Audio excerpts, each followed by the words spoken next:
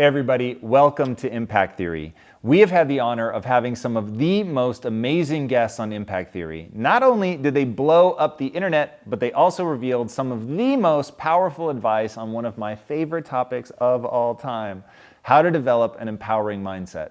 The advice from these past guests is so impactful that I wanted you to have it all in one place so you could make the most of developing your own empowering mindset.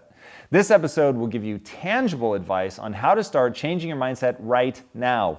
For anyone who missed these guys the first time around, here is a brief summary of the amazing people you're about to encounter in today's episode.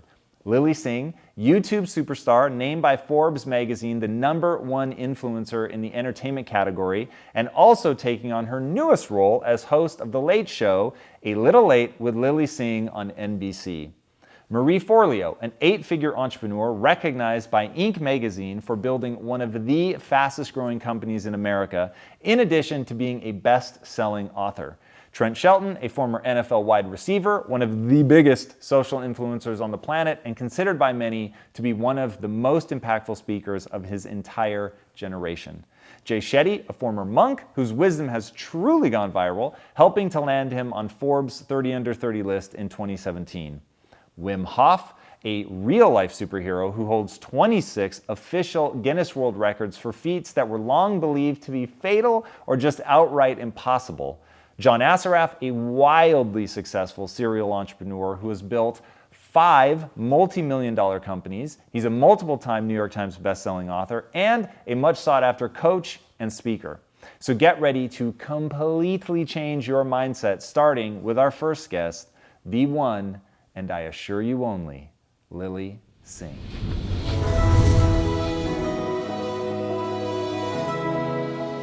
Okay, so I begin to recognize the things that are making me tired, fatigue, and these are signs that I'm not on the right path. But I know the next question is going to be, so how do I find the right path?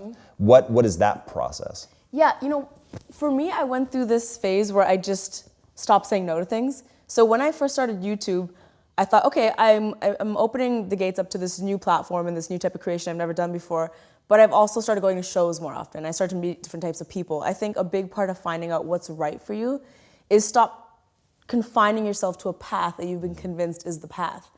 What I'm doing right now is nowhere on the path for a young Indian girl that's a part of my family. Like, this is nowhere on the path. It was very much so go to school and get married and have kids, and that's a success. If you're able to have those kids and give my mom some grandkids, you're successful. And I think it's about really stepping outside of that and exploring, whether that's in school and taking classes that you might not take at first glance, whether it's going and experiencing different types of arts, meeting different types of people, making new friends. I think there's so much out there that you don't even know exists. And I'm a testament to that. I make videos on the internet. Ask my mom if she thought that could have been a job when she was growing up. So I think it's all about just really getting out there and seeing what's available. And so then what are the signs that somebody should look for to know that, okay, this is something that resonates? I think, I love sleep. I just need to emphasize, I love sleep. But there's some mornings when I wake up and I'm like, I don't even care how tired I am. I'm so excited about this day. So I think being excited to wake up, also, you'll just see it in your energy, I think, as well. The little pep in your step I have when I'm walking to set is really telling. Also, the people you surround yourself with. I think when you start to get surrounded by people, and my team is a great example of this, that really bring out the best in you, and you feel yourself growing and learning, and maybe you're a little more patient or a little more creative, or you think about things a little differently. Any type of evolution like that, I think, is definitely signs you're doing the right thing. This entire career path has been everything but comfortable. No part of it's comfortable. So even on the days when I come home and I think, that was horrible, that audition was horrible, I can literally feel part of me evolving as like, okay, but you did it and now you know for the next one what to do. You'll know what to expect for the next one. And those scary things are all signs that you're doing the right thing because you're growing. That's really interesting. And the concept of getting outside of your comfort zone, I know that's really big for you. How do you push yourself to do that? And how do you make sure that you're getting something out of it? Because I'll give you like a real fear that I have for people, because it's exactly what happened to me. So I forced myself out of my comfort zone. Same thing, I know that famous quote, like your dream world's just on the other side of your comfort and all that. So I put myself into business, I was learning it, I was always behind, I always was embarrassing myself and looking stupid. And so as I was gaining skills, I was also gaining a massive amount of anxiety. And so how do people make the most of those moments of discomfort? Well, I'm happy that you touched on anxiety because it's a real thing, and a lot of being an entrepreneur is stressful, and it does take a toll on your body, your mind, and your health. And so something I believe to be equally as productive as work is meditation and taking some time to recover. I have something called Rejuvenation Sunday. I mean, it's in my calendar. It prompts up sometimes on that Sunday. I'm like knee deep in work, but it's in my calendar and it goes off every Sunday. I think taking those times to actually consolidate those lessons and resetting yourself is very, very important, because at the end of the day, we are beings that get tired and we wear down, and I think that's important. But making the most out of stepping out of your comfort zone, I have this thing where I like to visualize things. I know, because it's easy to talk about all of these things and then talk about Tumblr quotes and like, oh, cool, success. But when you're actually down to it, it's hard.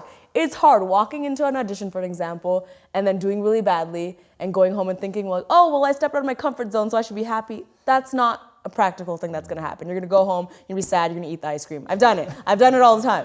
But I think visualizing like, okay, this is me, this is my goal. And I literally do this with my hands every time I have a failure. This is me, this is the goal.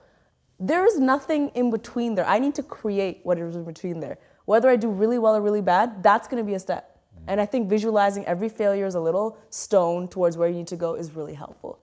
You talk really powerfully about ownership and taking owning your mistakes. So in those moments where you've just fallen on your face and you're feeling uber shitty and you want to go eat the bowl of ice cream, or maybe you're knee deep in the Haagen-Dazs, how do you begin to like get yourself out of that, to tell yourself something that's ownership based, that's like, this was me, I created this situation, and so. Yeah, the reason I'm so big on ownership is because I'm obsessed with efficiency. And I just feel like it's so much more efficient to take ownership for things than to not. Because if you don't take ownership for something, who's gonna fix it? Then it's just hanging there in the air of this unsolved problem that no one's addressing. When you take ownership for a mistake or a decision or something you did, not even a mistake, maybe a bad audition you did, you are then able to at least work on it and improve for the next time. If you don't take ownership, like, oh, it was the casting director, oh, it was because I was sick, it was because of whatever, you've literally said, okay, I need to change nothing now. It's not in my control. Taking ownership means you've taken control to actually make a different impact the next time you do that thing. So it's just the smart, factual, scientific, efficient thing to do.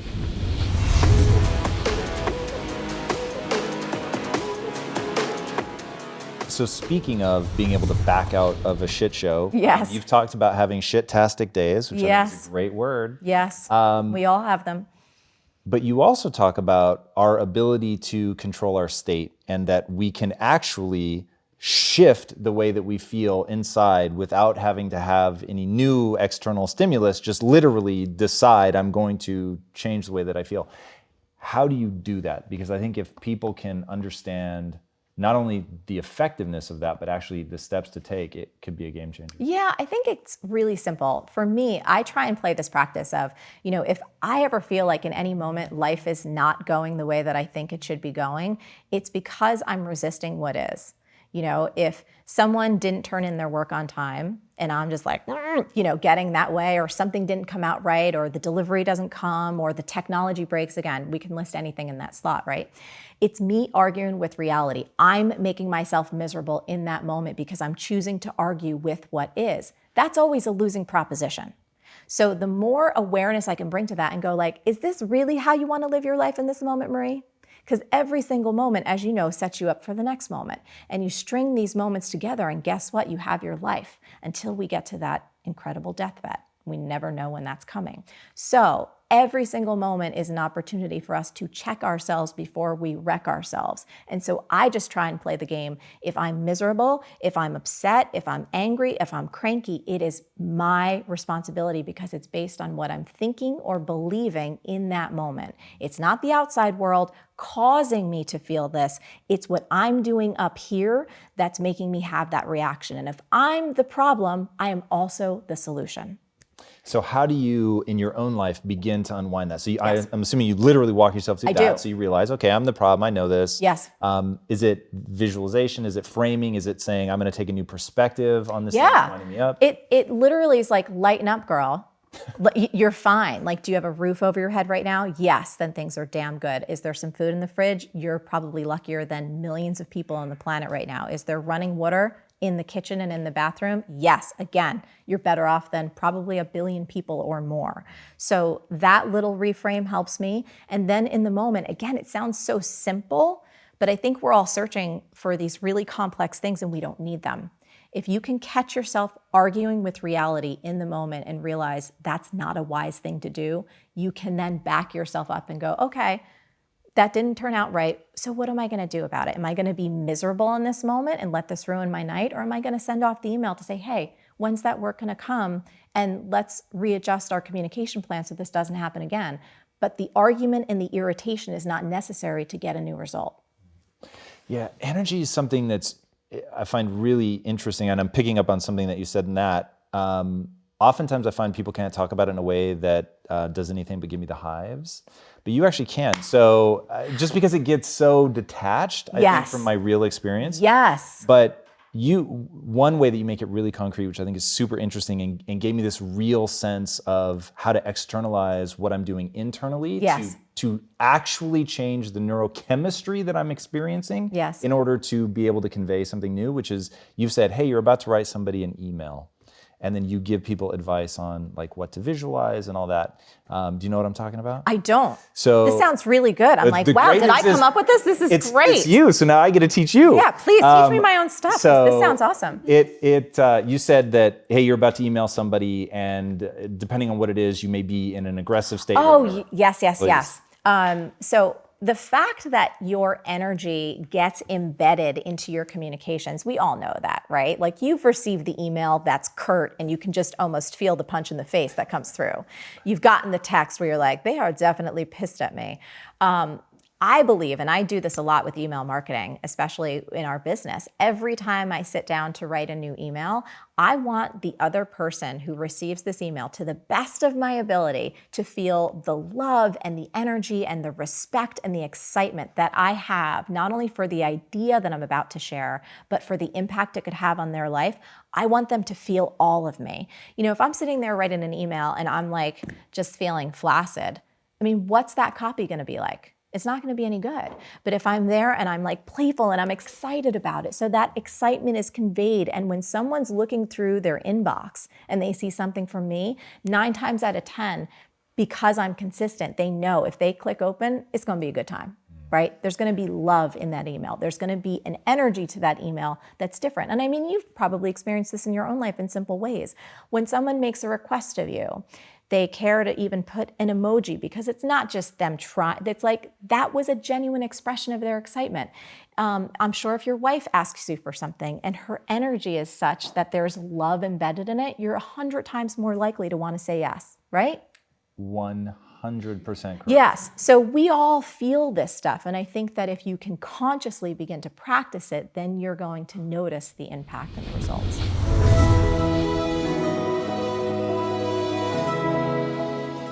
Your obsession with authenticity, with being really who you are at all times, I think is really cool to see you get the kind of community that you've gotten around that, being vulnerable and opening yourself up.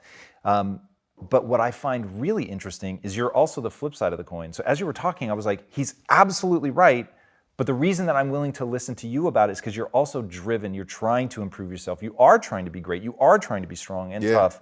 You're just not afraid. I'm not afraid. Yeah. Like, how do you do both?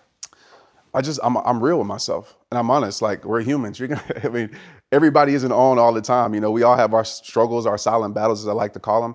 And instead of ignoring those silent battles, I let them out. But yes, I am a person will tell you, make the world respect your greatness. I'm very firm on that. I'm a person that believes in myself. I'm a person that wants you, because I believe that's contagious. Like, even with social media, I feel like that's what really grew my platform, is people looked at my life, not because of my knowledge or whatever. It's like, Trent really believes this. Like, he really does. He really lives it. He doesn't just talk it or type it. He lives it. And that's a big thing for me. You know, I can tell people a secret, right? Be transparent, like in a real way, because that creates connection. Now it's like, I can relate to that person. You know, growing up in the church, I'm gonna be real with you, Tom. Like, I would watch pastors and preachers and I would be like, I could never be them. Because it was always perfection. I was like, I can never be them. So I just chose a different lifestyle. But now when I see people like say, you know what, I struggle with this. I struggle with addiction. Doesn't mean you're not awesome because you have addictions. Everybody has addictions. Everybody has battles. Some people just hide theirs better. So I relate more to that because now it becomes attainable. Now you become relatable to me and I can be like, wow, like I can still go through this. There's nothing wrong with me. I'm a human. I'm gonna have my insecurities, my flaws, and I can actually grow from it. So I think we need more examples of the world of that. And that's what I just try to give people as much as I can. You have a great way of like packaging things up in these really memorable phrases. One that you said earlier that I want to get back to is you said a lot of people never unwrap their gift. Yeah. And that really hit me. What does that look like? Like, how does one unwrap their gift? Yeah, it's a process. It's the process of, I think, facing fear. I mean, we can talk about fear for like, because facing fear is super important. And we can talk about like my process with that, I think, in order to unwrap your gift. So I'm not gonna go into my skydive story, that'll take forever. But I realized like what fear is, right? And for me, fear is creating a known result, right? From a situation you haven't experienced yet. And so when I used to go back to football, when I would be scared to go out there and perform, I'd be like, you know what? I'm gonna drop the ball. I'm gonna miss a pass and the whole crowd of 80,000 people is gonna be like, ah. So I'm like, I'm scared now. Stage, when I'm on stage before I was speaking, what do you think I was thinking? I'm gonna freeze up again. Nobody's gonna care. All of these things, I realized that I was creating a result before I ever experienced it. And so I said, if that's the case, I need to create something better on the other side of that door, something more empowering that's gonna force me to actually go through the door. So now when I speak, I say, you know what? I'm gonna impact at least one life. So go out there and do it.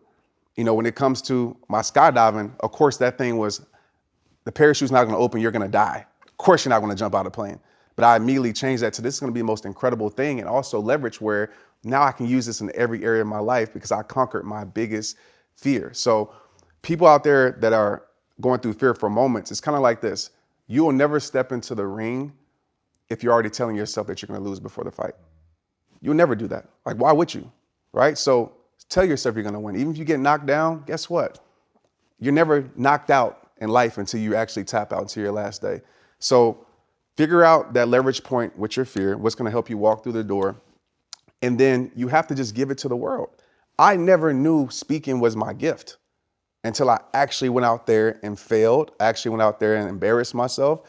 And I realized like, wow, this is what I was created to do. And I knew that because I like to put it like this, and I hope they get it that's watching this, but I've never had so much like peace in the midst of like fear. Never had so much confidence in the midst of like my weakness in that moment. And so when it comes to gifts, think about it like this. Like when someone gives you a physical gift, like Christmas and your birthday, what do? You unwrap it, you show it to the world, you put it on Instagram. You got that same gift inside you that the world needs. And you're doing the world a disservice by leaving your gift wrapped up. Somebody needs your story. My mom told me this and I'll never forget it. She said, Trent, you're assigned to reach people. I don't know how many, but you're assigned to reach people that nobody else can reach but you. She said, everybody has that. And the more you leave your gift wrapped, those people that need your message, that need your encouragement, whatever it is, that need your talent, they're never gonna get it. And you're not gonna leave this world a better place.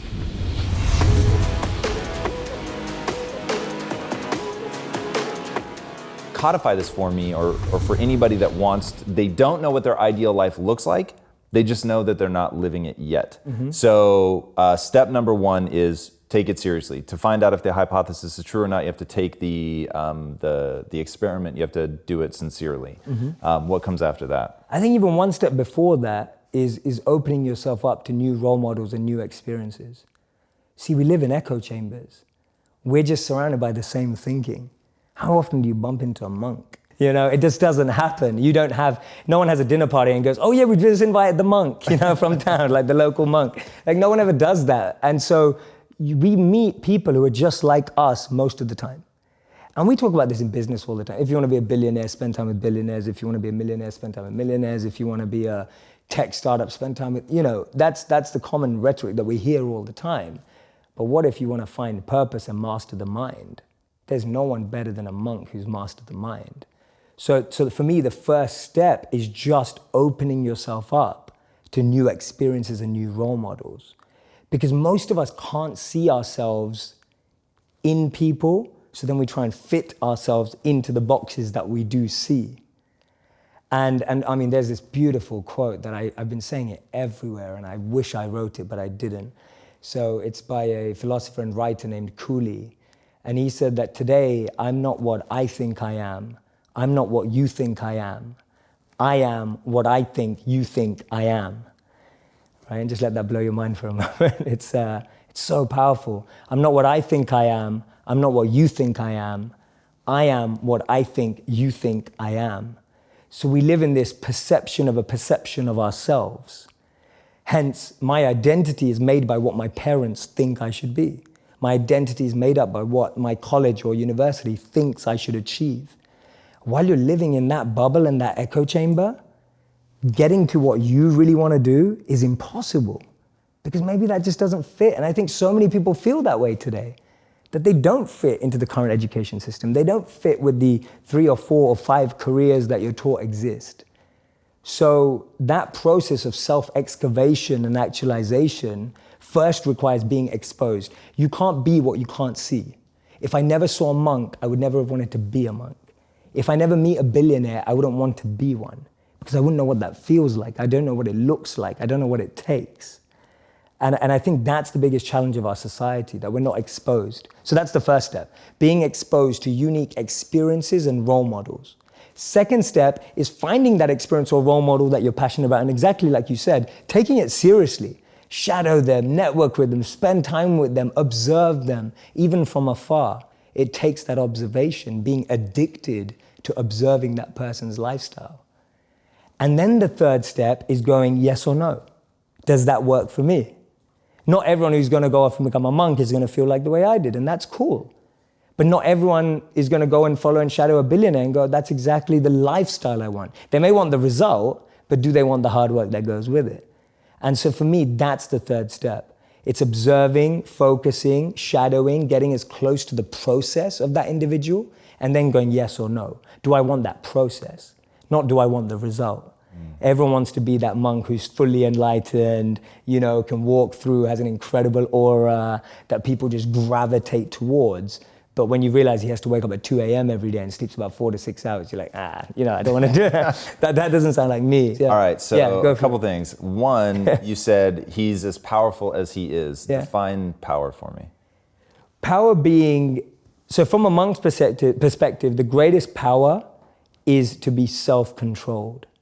To be able to train the mind and energy to focus it exactly where you want it and when you want it to be.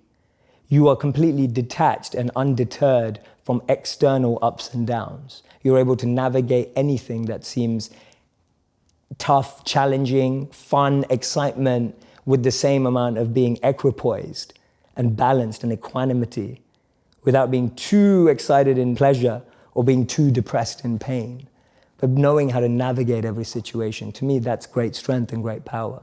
I heard in one of your talks, you were saying that if you look at a literal lifeline, a heartbeat, for instance, you know, it's up and it's down, and people have this sense that something like enlightenment would be that the equanimity forever and just an even keel. And you said, but what does that resemble? It resembles a flat line when you die. Correct. So what is it like? What I love about you is you sort of went into the wilderness of being a monk, but you've brought it back to the real world.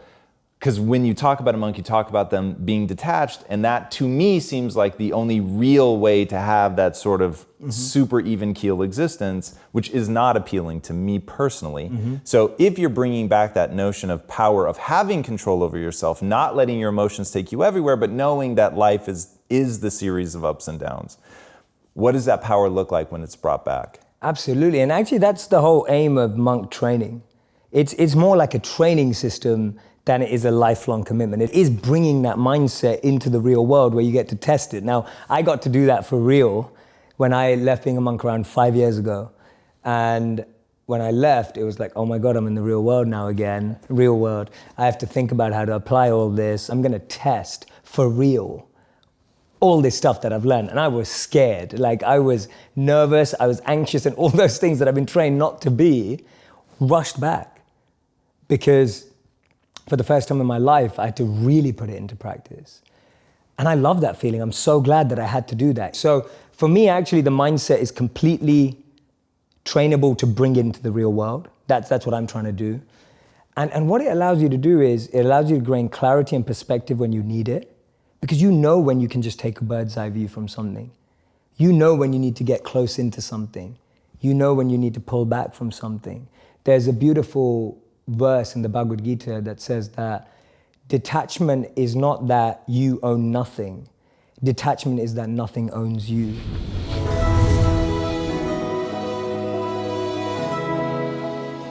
So you've got happiness, strength, And health. and health. So what is happiness? Happiness is all the euphoric hormones related to the endocannabinoid system. We have absolute access therein at will. We only need to invest and exercise into that. Like a child has to learn to walk. So what do you want? You want to be dependent on pills and this and that and drugs, etc., or do you want to get high on your own supply? It's there. Why do you play guitar? Music is the voice of the heart, of course, of your feeling. And it's resonance, and resonance get into the brain waves. And we have tested this with the NASA equipment, doing the breathing, makes you able to go into these deep alpha, delta, gamma waves in fully controlled. But music You can shift is your great. brainwave just at will. Yes, anybody can do that. How far could you go to, like if I said, we're all gonna make noise, but I want you to get into a gamma wave state, which is like fucking deep meditation. Could you do that in like 5 minutes or less? Oh, yeah, less. I think. If I go,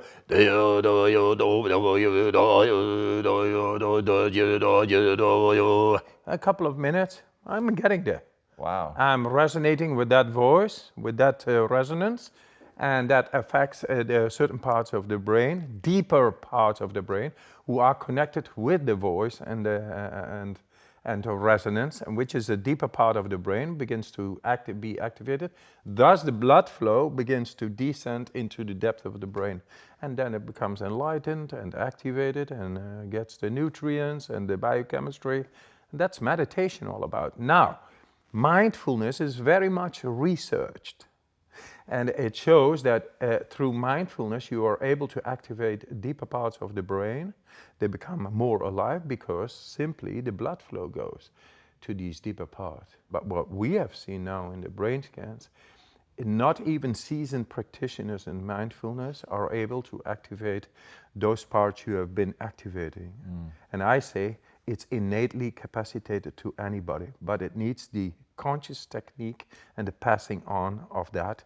Not money, etc., but it is there, but it needs to be awakened. It needs to be shown. If you always walked this way to the house because that's your knowledge, you don't know the shortcut, which was always there. God, is there any way for you to put it into words? So obviously there's no substitute for the training, but what is it? Like they're such practiced meditators, but they can't do what you can do. So what is that thing that you're able to pass on in 4 days? The confidence, opening up your heart, and suddenly you become aware that it is simply there. Within 4 days, we get into a tribal sense together. There is no me and you. We are together in nature, battling cold. There is no thought. You help each other. You get this natural sense of helping each other, which enables me, like oxytocin.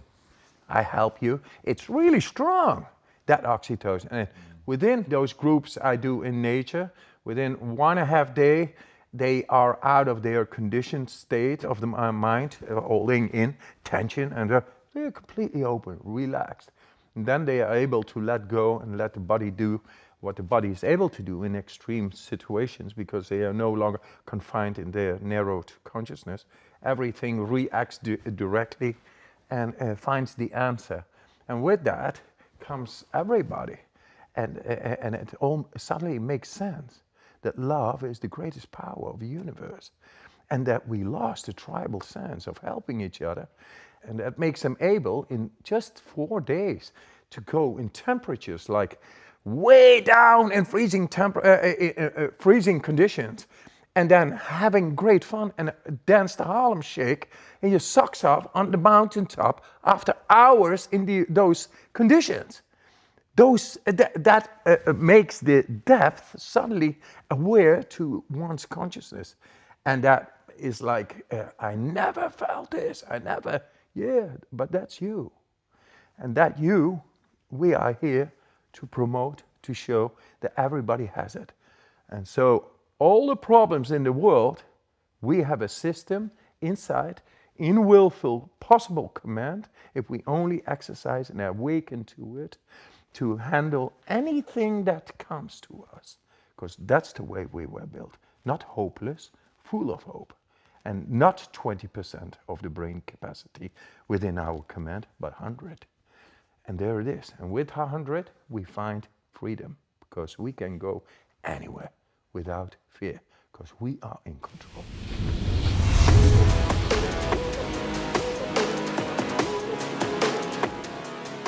You always say release weight. You never say lose weight. Yeah. What do you do when you lose something? Look for it. Yeah, I don't want to look for weight that I've lost. I want to release it. I like to use language patterns as well that are going to empower me versus disempower me. Self-talk is so critical.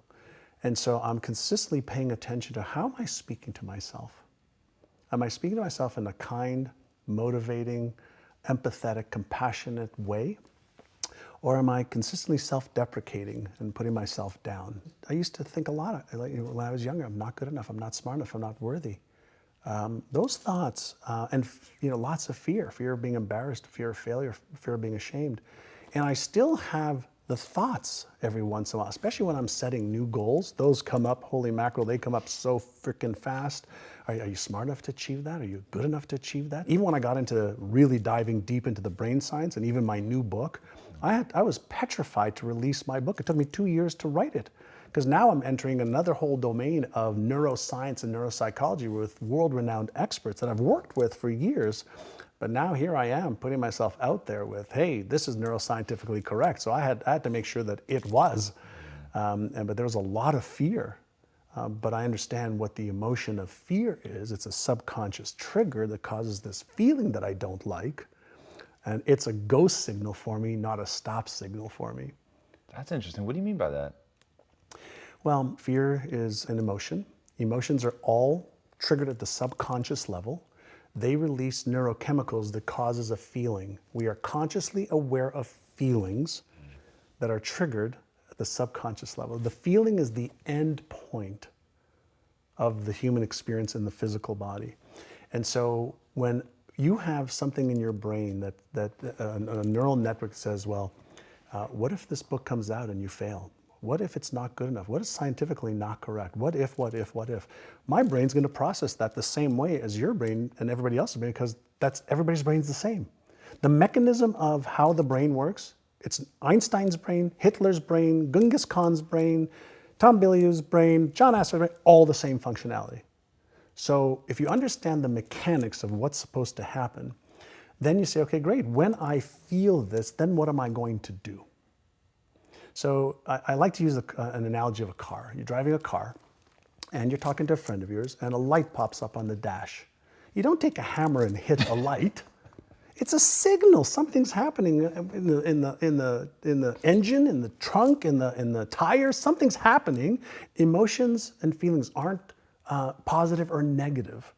They're empowering or disempowering to varying degrees if you don't understand them. And so if you think about fear, right? How does a firefighter go into a burning building when there's this enormous adrenaline and epinephrine, that could stop most people dead in their tracks? They learn, here's the feeling, it's normal. Do you have the knowledge and the skills and the preparation to deal with this in a safe way? Go. If you don't, now you retreat. So we have this phenomenal brain, right? It's genius abilities. We can't figure out how to replicate it anywhere with billions of dollars, but we are getting some of the user's manual now. So when you feel fear, what should you do? I teach the first 2 inner sizes that I teach every one of our students. Number one is called Take 6, Calm the Circuits. So if you have this unpleasant, anxious, fearful emotion, energy in motion, right? And it's unpleasant, and the brakes have gone on. If you just take 6 deep breaths in through your nose, out through your mouth like you're breathing through a straw, you will deactivate the stress response center, which means blood is going to go back to the left prefrontal cortex. The Einstein part of the brain can actually think through this problem, because what happens when the stress response center is activated, blood goes away from that into the fear response, so you have epinephrine, cortisol, adrenaline to be able to get you out of the situation. It's part of our instinctual brain, part of the reptilian brain. The first part of the brain that was developed was that, then the mammalian brain, the limbic system, then the neocortex, the thinking brain.